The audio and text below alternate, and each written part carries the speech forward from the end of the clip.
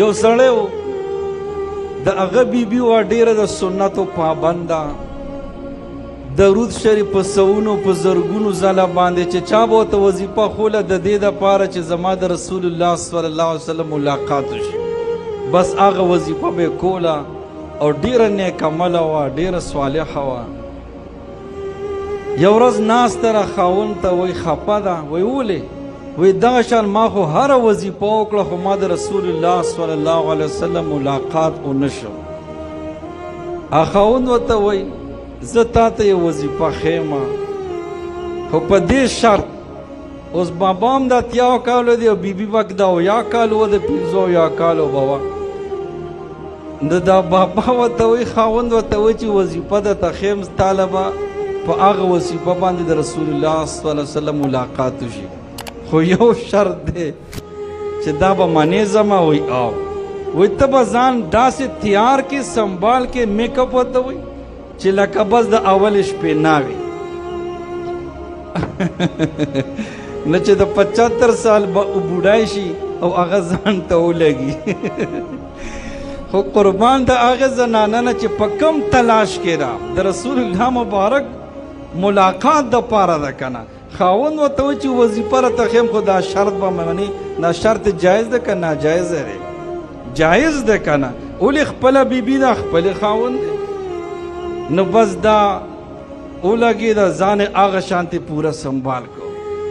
او دا خو په دې تمه ده چې اوس به ما ته د هغه وظیفه ښیي دی لړه او خپل اوښې پسې لړه د ښځې رور پسې چې ته راشه وګوره زما دې عمر ته وګوره اتیا کاله عمر مې دی او راشه دې خور ته خو دې وګوره چې دې رادننه شه خور یې دا شان کټ کې ناسته وه چې څنګه دې ورور ولیده نو هغه ډېره زیاته ملامته شوه خفه شوه چې دا څه وشو ما سره نو ډېر غم او درد پې راغی خفګان پې راغی رور هم ملامته کړه چې دا وګوره دا ستا د سپین سر ته وګوره بهرحال دا چې غمجنه شوه پریشانه شوه شپې ته خوب ویني چې سار راپاڅېده نو خوشحاله خوشحاله ده خاوند ته وایي دا راته ووایه چې تا خو ما ته وظیفه نه ده ښولې خو کار وشو وایي څنګه وایي رسول الله صلی الله علیه وسلم یې بېګاه خوب کې ولیده انا خاوند ورته وایي بس همدا وظیفه وکړه نه هغې ورته وایي کومه وظیفه تا خو ما له وظیفه نه ده راکړې دا خاوند ورته وایي چې ما ستا ژوند ته وکتلو نه ستا ټول ژوند د رسول الله صلی الله علیه وسلم په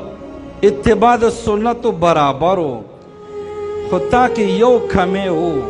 هغه کمی دا چې رسول الله صلی الله علیه وسلم یو غم او درد سره د خپل ژوند تیر کړو او ته داسې بېغمه او بې فکره ژوند دې تیرو ما وی چې تاله داسې یو طریقه وګورم چې ته لږه غمجنه شي بس دغه یو کمی و چا پوره شو نو رسول الله مبارک الله تعالی ملاقات وکړو کریم بعضې وخت کې بې خیره کې خیر